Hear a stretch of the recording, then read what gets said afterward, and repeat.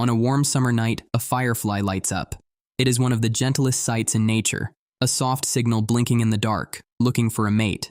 Nearby, another firefly answers. He flies toward the glow, and by the time he reaches it, the glow has become a trap. Because that light was not a mate, it was a copy, a fake answer, blinking back the exact pattern he was searching for. The prettiest light in the dark was bait. Most fireflies are flashing to find love. A few are flashing to hunt. And the reason one firefly would fake another's light is stranger than the trick itself. To us, fireflies look like they're glowing at random. They're not. Each species has its own code, a specific rhythm of flashes, a timing pattern that helps separate one kind of firefly from another. A male drifts through the dark repeating his species' signal, the same question asked over and over into the night. And if a female of his kind is watching from the grass, she answers, one flashback, at exactly the right beat. That answer is everything. It's how two fireflies who have never met find each other in the dark. The whole system runs on a single assumption, that the light answering you is the one it claims to be. James Lloyd, the biologist who spent decades decoding these flashes, mapped dozens of these private languages. But here's the strange part. Not every answer is honest. Some females in the genus Photuris break the code. When a male of a different species, called Photinus, sends out his signal, a Photuris female answers it, not with her own pattern, but with his. She blinks back the exact reply of a Photinus female she is not. To him, in the dark, there's no difference between the real answer and the counterfeit. The code he trusted his entire life has just been forged. So he does what he was built to do. He flies down toward the glow, toward what he believes is a female ready to mate.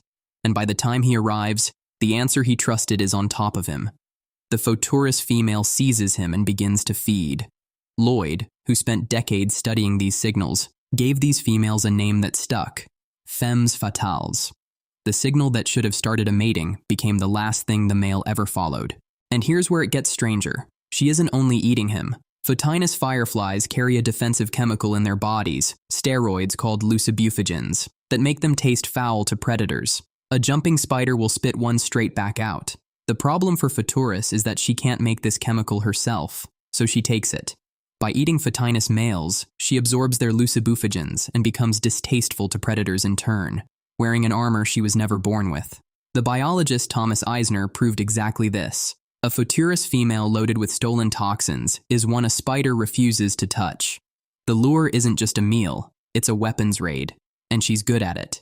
A single Photuris female isn't stuck with one forged code. Some can imitate the answering flashes of several different Photinus species, switching counterfeits depending on which male is flashing nearby. She isn't faking one signal. She's running a whole library of stolen languages, each one tuned to a different victim. You'd expect this to be a slaughter. It isn't.